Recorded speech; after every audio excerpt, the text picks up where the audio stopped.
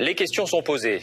Les malades mentaux d'aujourd'hui sont-ils plus dangereux qu'hier? Pourquoi l'hôpital n'arrive-t-il plus ou moins bien à les prendre en charge, à les réinsérer? Et parmi les mesures préconisées pour lutter contre le terrorisme, il y a la levée du secret médical psychiatrique. La psychiatrie, je l'ai dit, nous devons mieux les suivre. We must reform our mental health laws to better identify mentally disturbed individuals who may commit acts of violence and make sure those people not only get treatment, but when necessary, involuntary confinement. Sont des grands solitaires, des sujets qui vivent soit seuls dans leur studio, soit qui sont encore à 40 ans chez leurs parents et qui ont un travail répétitif ou même pas de travail du tout, qui sont tout simplement désinsérés.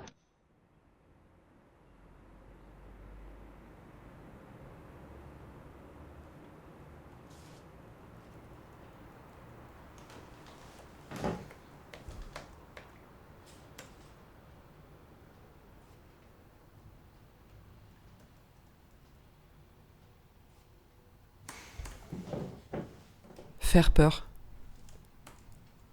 C'est la pire des sensations.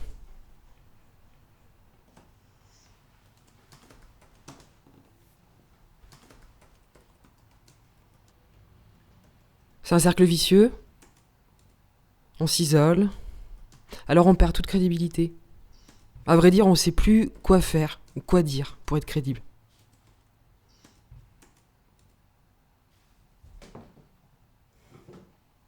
Non, en fait, j'ai pas peur du regard d'autrui, mais de leur comportement vis-à-vis de la maladie.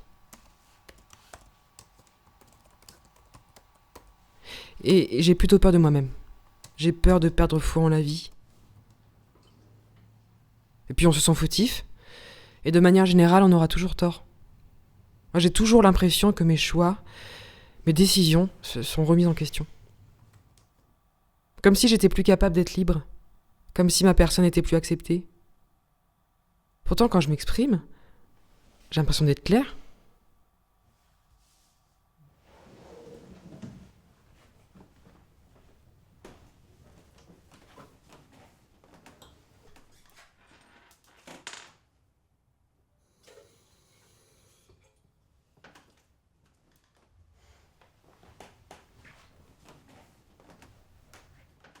Moi, j'aimerais bien retrouver mon travail, mais en fait, je m'entends bien qu'avec les artistes.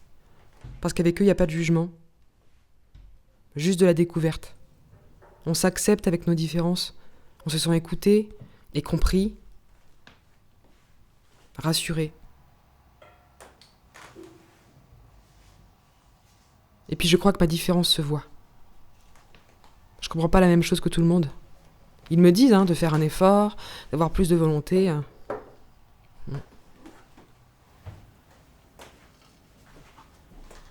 On se sent officiellement hors norme, différent, inutile, voire carrément dérangeant.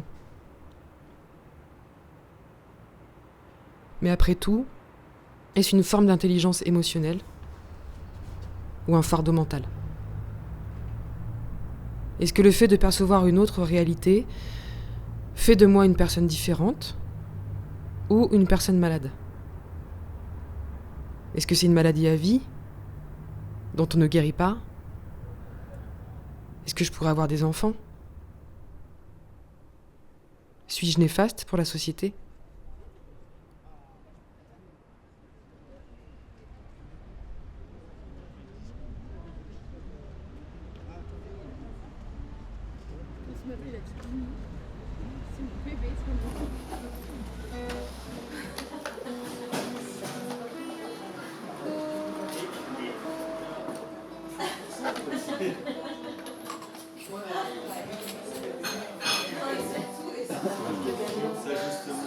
Mental health laws to better identify mentally disturbed individuals who may commit acts of violence.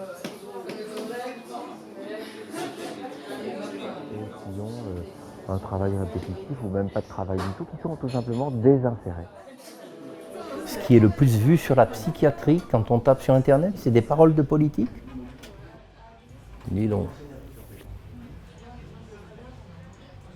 quelqu'un qui découvre la schizophrénie comme ça, qu'est-ce qu'il peut penser d'autre? Il n'y a pas de malade, il n'y a pas d'explication de leurs symptômes, de leur vie, il n'y a rien.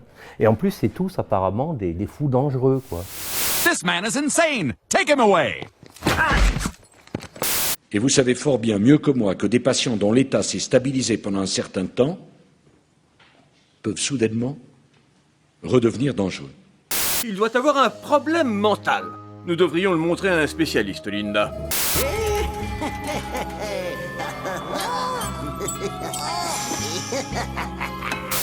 Je me demande parfois s'il n'est pas schizophrène d'ailleurs, parce qu'il a écrit exactement l'inverse dans sa lettre. C'est vraiment quelque chose de caricatural, c'est une caricature de la maladie. Et est-ce qu'on a le droit de se moquer des personnes malades? On dit qu'on a le droit de rigoler de tout. Est-ce qu'on a le droit de se moquer des gens qui sont malades, qui n'ont rien demandé? Quand on entend Nicolas Sarkozy et puis un autre homme politique qui dit qu'il a écrit sa lettre à l'envers, je me demande s'il n'est pas schizophrène. Ça peut arriver à n'importe qui, on ne va pas juger quelqu'un sur ça, on va dire que tu es schizophrène. C'est que les gens, ils n'ont rien compris, ils n'ont pas évolué, il faut plus s'en occuper, on s'occupe de nous.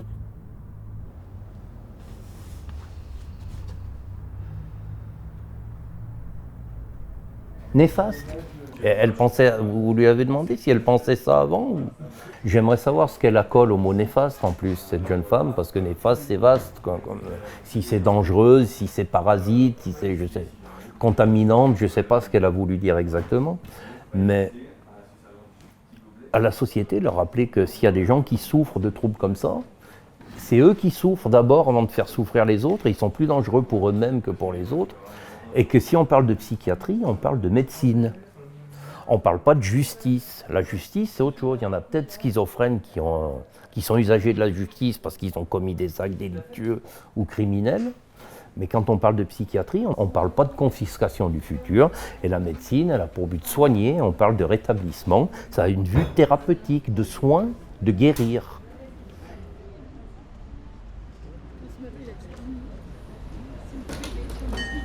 Oh là là, c'est grave ça. Parce que les pas néfastes, c'est plutôt la société. Voilà, on va retourner un petit peu la chose. C'est plutôt la société qui est, enfin, c'est un peu dur de dire ça, qui est néfaste. Bah, les gens, ils ont peur. Parce que si vous dites à quelqu'un, je suis malade psychique, déjà, ils ont une appréhension. Et si en plus vous dites, je suis schizophrène ou bipolaire, c'est une étiquette. Parce que moi, je pense qu'il y a beaucoup d'étiquettes quand même, qui devraient déjà analyser le passé de la personne. Être plus humain. Ils disent, oh là, schizophrène, ça craint ça. Moi, pour moi, une personne qui est schizophrène, elle a le droit à une vie comme tout le monde. Hein. Ah bah oui. D'avoir une vie en couple, d'avoir retrouvé une stabilité même au niveau du travail. Trouver un petit travail par-ci par-là, mais je sais pas.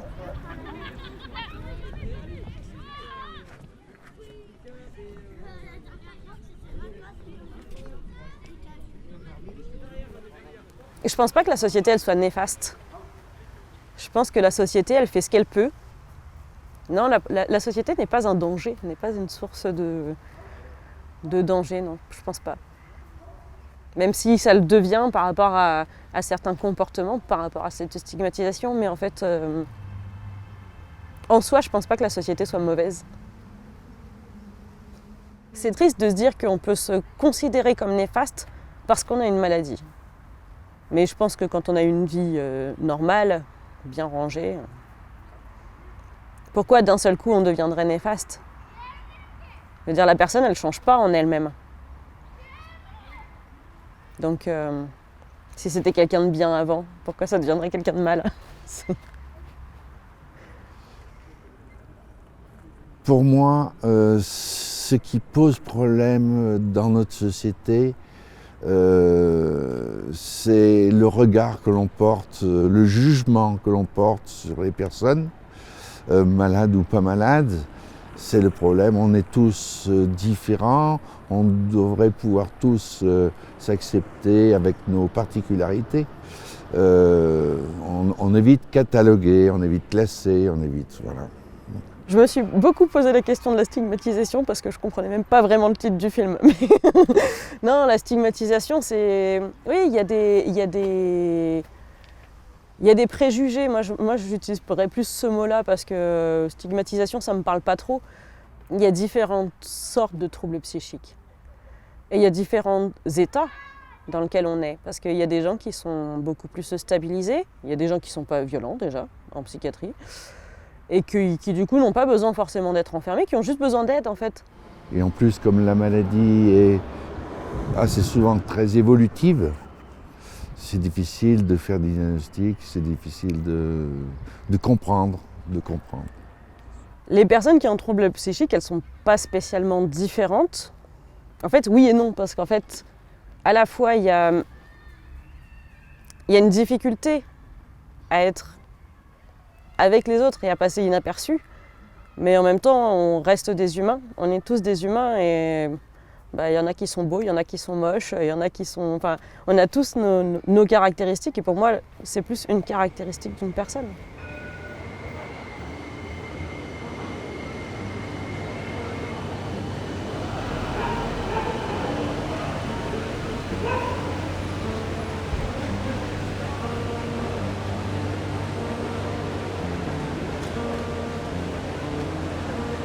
Qu'est-ce que ça signifie d'avoir un trouble psy ?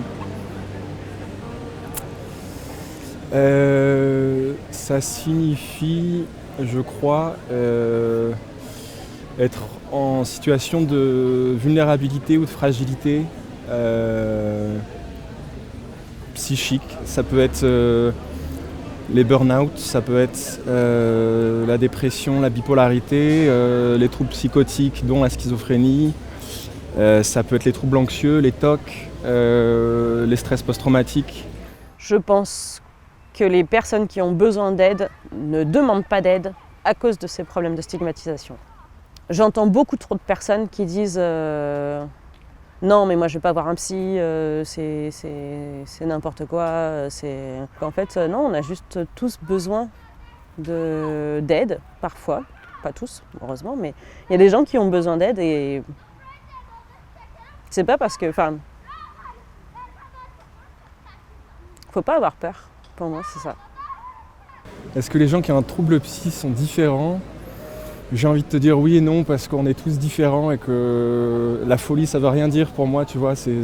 Voilà. De vivre un trouble psychiatrique et de connaître des gens qui ont un trouble psychiatrique, c'est enrichissant, clairement. On prend tous des claques dans la gueule dans notre vie, on vit tous des moments difficiles et que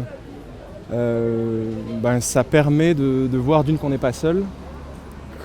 Comment d'autres ont fait, comment ils ont géré ça, et qu'on est des êtres vulnérables, quoi. Personne n'est parfait, on a tendance à nous apprendre dans la société qu'il faudrait être parfait, et c'est un gros leurre, et ça fracasse beaucoup de psychisme, justement, d'avoir ce mythe d'être parfait. Et donc pour l'entourage et pour la société, c'est hyper riche et important et utile. Je le souhaite pas aux gens. Je le souhaite pas aux gens d'avoir des troubles psychiques, mais personne n'est à l'abri. Donc, juste, c'est pas évident dans le quotidien, au début surtout. Ça va forcément passer par l'impression que c'est un fardeau. Forcément. Ce serait mentir que de dire non, c'est pas un fardeau, c'est qu'une chance. Tu vois, j'ai beau te dire c'est enrichissant, tout ce qu'on veut, ça reste des moments galères. Ça reste compliqué à vivre. Pas parce que le trouble nécessairement va être compliqué en fait, mais parce que la société va rendre ça compliqué, et tant du côté institutionnel que du côté sociétal, culturel.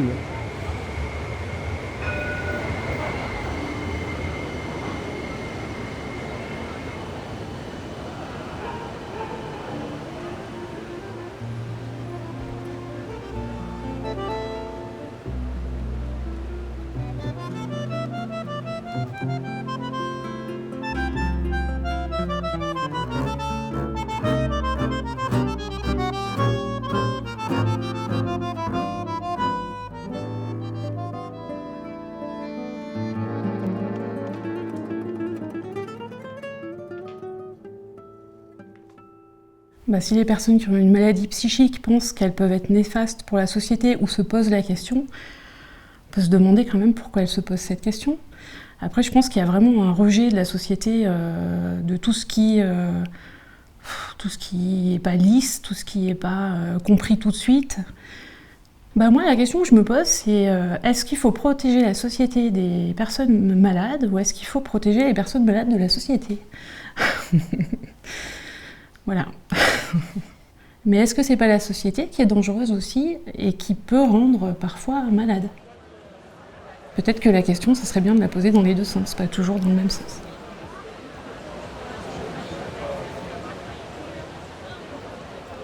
Alors, avec un trouble psychique, intégrer le monde du travail ordinaire, j'avoue que je me suis jamais posé la question.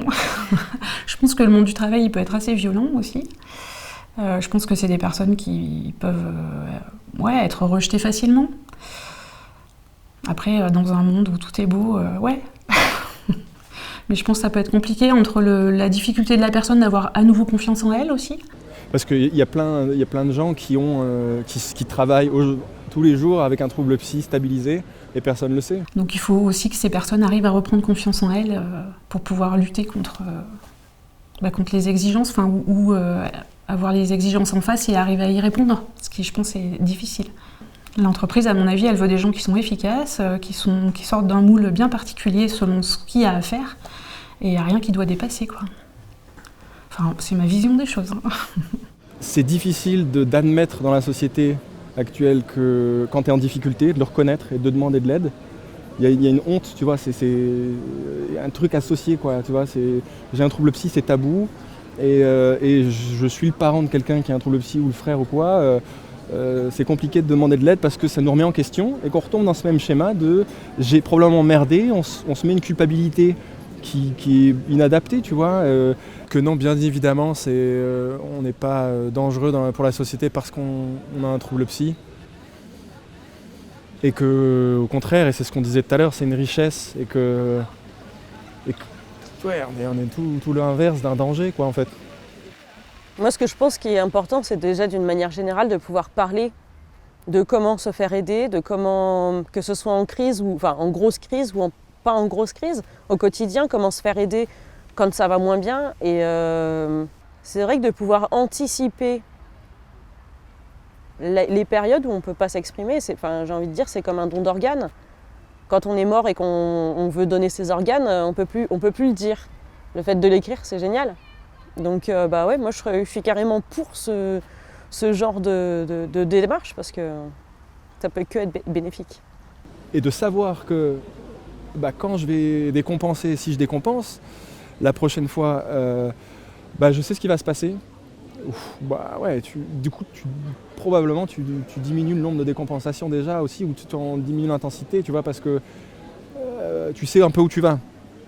Au moins tu sais que tu auras tel traitement si tu veux un traitement, on parlera de tel sujet si ça te fait du bien, si ça t'apaise, tu auras telle nourriture si c'est possible, tous ces trucs-là, c'est des trucs aussi concrets que ça.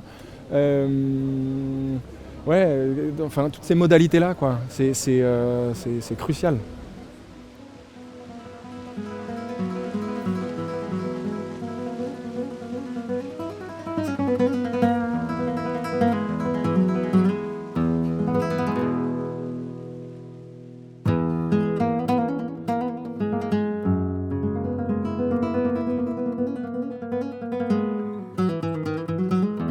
Faudrait déjà être préparé à ça, et en général c'est quelque chose qui vous tombe dessus, vous y attendez pas trop. Et il faut le temps que tout le monde comprenne ce qui se passe, tout le monde s'adapte. Il y a des membres de la famille qui vont pas du tout avoir la force de supporter ça, donc ils vont fuir. Et après, je pense que c'est quand même une famille qui va être plus complexe, parce qu'il y a une place des fois qui est très importante pour la personne qui est malade, parce que forcément elle a besoin de plus de place, de qu'on s'occupe plus d'elle que les autres frères et sœurs. Mais après, c'est une famille qui est enrichie par ça aussi, parce que qui a vécu, qui a parlé peut-être d'autres choses, qui a travaillé sur d'autres choses. Je pense que la famille, c'est très dur pour eux, surtout au début. Le début, de toute façon, c'est toujours difficile pour tout le monde. Mais il faut réussir à soutenir les gens dans les épreuves, que ce soit une épreuve par rapport aux troubles psychiques ou n'importe quelle épreuve. On soutient ses proches et c'est hyper important d'avoir le soutien de ses proches. Je pense au film de Cassavetes qui s'appelle je sais plus comment, mais où c'est un mari qui est amoureux de sa femme, qui est schizophrène. Il est magnifique ce film, et Et lui, il croit toujours en elle et il est toujours amoureux de cette femme, même si elle a des comportements parfois qui peuvent étonner tout le monde. Il est toujours en soutien avec elle et oui, je pense que oui. C'est tout à fait possible. Il n'y a aucune contre-indication. Tomber amoureux quand on a des troubles psychiques, non, c'est possible d'aimer. Et c'est même très bien d'aimer. Est-ce qu'on peut avoir des enfants si on a une maladie psychique? Tout dépend de la force de la maladie psychique. Après, les enfants, il faut pouvoir s'en occuper, donc il faut pouvoir pas être trop malade. C'est comme quelqu'un qui a une autre maladie. Si la maladie, il y a des degrés aussi, je pense. Si elle a envie des enfants, si elle se sent capable de les... Qui peut lui l'interdire? Qu'elle peut vivre et avoir des enfants et avoir des amis, heureusement, et je lui le souhaite, même. Bien sûr que je lui le souhaite.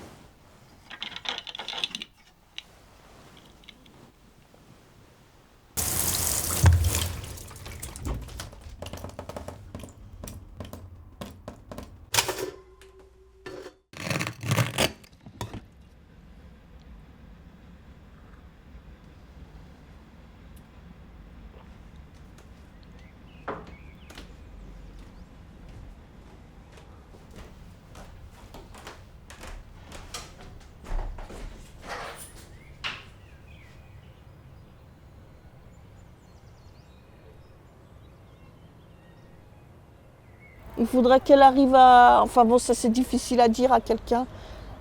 Pas à mettre des arrêts, des barrières. Il faut qu'elle s'ouvre. Il faut qu'elle aille dans des associations. Parce qu'il ne faut pas rester renfermé sur soi-même. Je dirais que la vie est belle, la vie est jolie, même si des fois on ne le pense pas, même si des moments on ne vit pas pareil. Il faut profiter des instants présents. Qu'elle s'accroche à la vie. Qu'elle ait le courage d'être elle-même. Ouais, qu'elle s'accroche à la vie. Avec ses différences. Que ça va aller quoi, que ça va être compliqué, mais que ça va pas toujours être compliqué, que ça va parfois être moins compliqué que ce qu'on pense. Déjà, je lui dirais ne te fiez pas à un diagnostic, reste la personne que tu es. C'est pas parce qu'on a un nom de maladie que forcément on change. À la limite, il faut plus prendre ce diagnostic comme ah bah d'accord, donc c'est ça qui me fait souffrir. Et ben maintenant, il faut juste que j'avance et fais quelque chose de ça, et tu t'en sortiras que plus forte.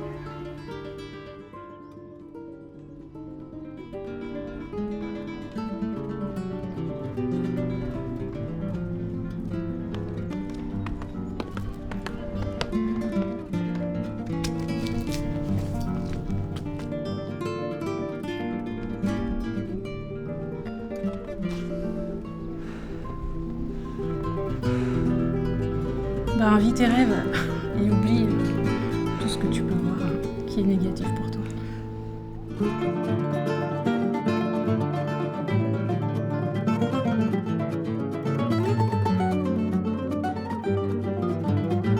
Il faut être optimiste. Ok. Je vais boire un coup avant. Vous me dites que ça commence, hein, d'accord? Petit entracte.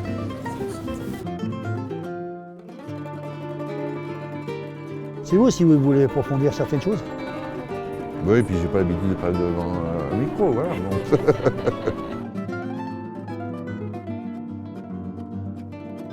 Ça va changer, ça va pas changer demain, mais ça va changer. Ça y est, coupé.